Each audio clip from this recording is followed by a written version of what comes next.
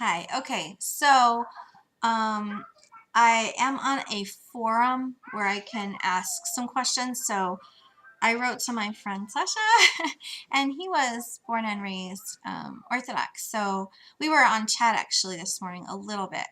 And he said, why don't you just ask this question in the forum because, other people could put in their opinions and, it'd be good for the people to see, what you're asking because, so important. So this is what I put. Last night during Theophany, which was beautiful, by the way, one piece of information was in regards to the meanings of different forms of baptism, from Judaism through John the Baptist and finally Christ. These descriptions were given from writings of St John Crysostom, and the descriptions were as follows. The Jewish mikveh as a form of baptism was to do with physical impurity. St. John the Baptist's form of baptism was for that of repentance. Jesus' baptism, and therefore the final one followed, is for the remission of sins. Being that I grew up with and have personally experienced the Jewish one, I can say that this is an inaccurate characterization and a misconclusion. And I'd like to understand why that's happening. Is this reflective of a short sermon and not being able to delve into the deeper meanings, so relying on quick definitions? Is it in one part of St. John Chrysostom's writings, but from an earlier time, and did he learn more later and could have written something else to reflect or refute that? Did he learn this from a Jew who was concealing from him the deeper meanings as due to the fact that he wasn't Jewish and may not have been privy, because the topic of mikveh is a very guarded one? Did he come to this conclusion of his own from knowing the scriptures himself and seeing that all the washings happen in response and reference to times of touching an unclean thing, and therefore using it as purification for attendance to the temple, but not having any other reasoning to inject the information? I can see how that direction he would be in suspicion of. Finally, is my understanding of mikveh as a modern Jew out of time for the descriptions given by the rabbis and the understanding during his time? Am I bringing my modern understanding, expecting it to be the same in the past? While the practice of mikveh is in coincidence with physical cleanliness, washing is always done before the ritual dip at all. The water used is due to prayer, bringing a ritual purity to the person, as well as the witness, and gives blessings due to the prayers being said and obedience to God's laws. So, and then I closed it with my little forum, whatever I'm gonna call it.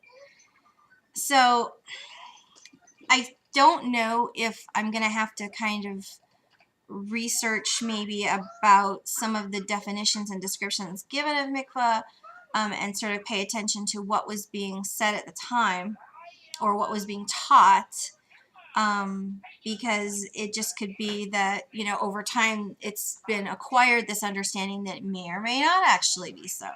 I don't know. But the thing that I just find so striking is that, yeah, whenever a person first learns about mikveh, they think, oh, it's just about the physical cleanliness. And then when you study about it at all, it's completely not, because first of all, you have to spend so much time washing yourself. I mean, literally, you will spend 45 minutes, an hour and a half, like actually soaking and washing and cutting and doing all these different things, like cutting your nails and making sure that there's no knots in any of your hair. I mean, it's just like all of these little things that completely are about making sure that there is no bit of uncleanness to you physically. I mean, like, you don't even need bread on that day for the fact that you might get like flour in your knuckles that you can't wash out, or there's like certain things that you don't do, just to make sure that every single part of your body can be touched by the waters, that make it a completion of the actual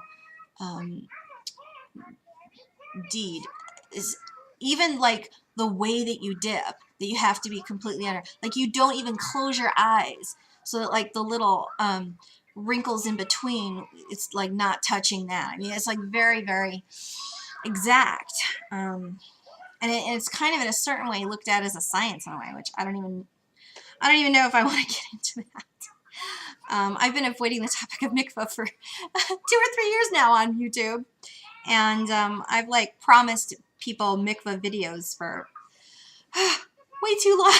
And I still haven't talked about it as much as I want. And part of that has to do with, like I said, it's very privy information. It's considered, you know, incredibly sacred and powerful and private, because it's absolutely part of being a Jew, and because part of it has to do with, you know, the marriage and cleanliness within that, and it's ritual cleanliness, not physical.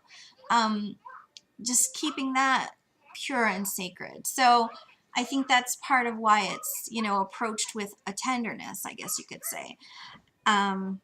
So I don't know. I'll be interested to see what they answer me back, and I'm kind of considering, because I do have a good friend, this rabbi, asking him if maybe the descriptions that I understand now as a Jew are different than you know, what the rabbis expressed before in times previous. So we'll see what gets answered back.